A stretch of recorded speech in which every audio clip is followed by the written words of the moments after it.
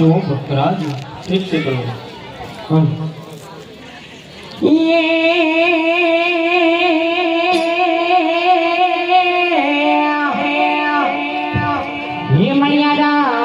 તારી કારણે અને છોડે સજા જોને શણગાર હે પણ તો હે માજા જોને તોડલે તોડલે અરે રે એ હું તો જોતી મણિયારા તારી વાત જ્યારે ગાનો જાતો હોય અને રાજા ખાલી જોડીને ગાતી હોય ત્યારે હે કાના તારી હાથમાં યાદ રડે મારો હે મારા વાલા તારી યાદમાં રડે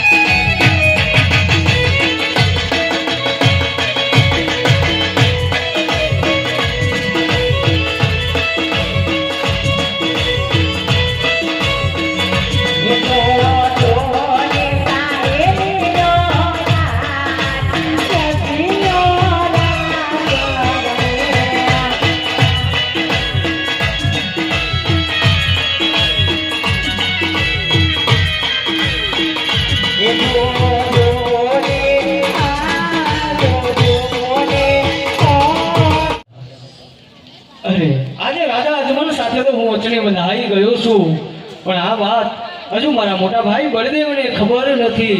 તો લાય આજે મારા મોટા ભાઈ બળદેવને સોનાની નગરી બોલાવી સળ કપટ રમી વચને બંધી અને તેમને પણ પોકરણકોટ અજમલ રાજાના ત્યાં અવતાર ધારણ કરાવો. હાજ કનૈયો હે બોલાવે બળદેવ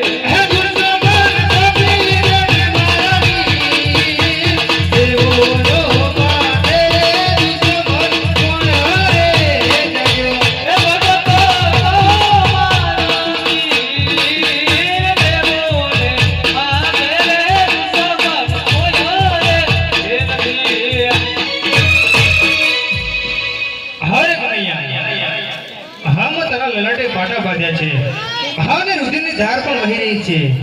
આને કનૈયા લાડીલો ને પ્રેમનો ભગત ના કહેવાય કનૈયા, આને તો દુશ્મન કહેવાય. અરે ભગત તો એને કહેવાય જે ભક્તિ કરી જાણે.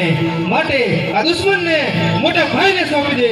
હું મારા એક જ હાથથી એનો નાશ કરી દઉં. અરે મોટા ભાઈ, આ તો મારો લાડીલો અને પ્રેમીલો ભગત છે મોટા ભાઈ. આ ભગતને હું ક્યારે તમને નહીં સોંપી શકું મોટા ભાઈ. હારે કનૈયા, જો તું મારા દુશ્મનને મને નહીં સોંપી દે કનૈયા, તો તારે પણ મારા હાથનો માર સહન કરવો પડશે. અરે મોટા ભાઈ, આજે આ લાડીલા અને પ્રેમીલા ભગત માટે આ કનૈયાને તમારો માર પણ જો સહન કરવો પડે તો કનૈયો આજે તમારો માર પણ સહન કરી લેશે મોટા ભાઈ. અજમાવી શકો છો તમારી તાકાત આ નાના ભાઈ ઉપર મોટા ભાઈ. હે બળદેવ બળિયો કેવાય, બળદેવ હડતારી કેવાય, આજ હર રે ચલાવું મારા હાથથી.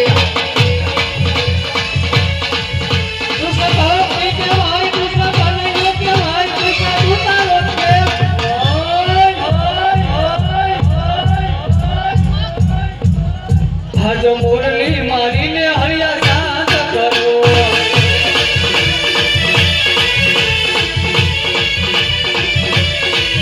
આજ 999 નદી ભેગી રે કરું. આજ 999 નદી ભેગી રે કરું. બળદેવ બળિયો કેવાય, બળદેવ હડતારી કેવાય, આજ હર રે ચલાવું મારા હાથથી. આજ 999 નદી અલગ રાખો. આજ 999 નદી અલગ રાખો.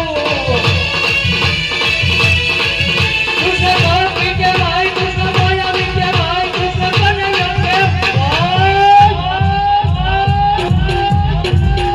આજ મોરલી મારીને હરિયા શાંત કરો.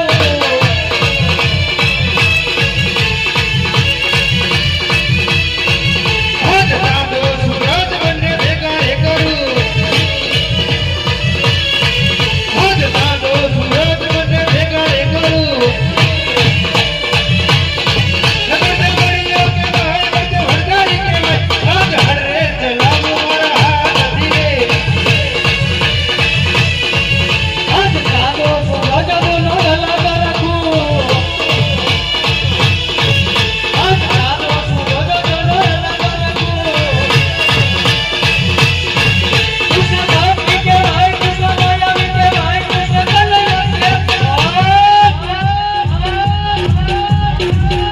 આજ મોરલી મારીને હરિયા શાંત કરો.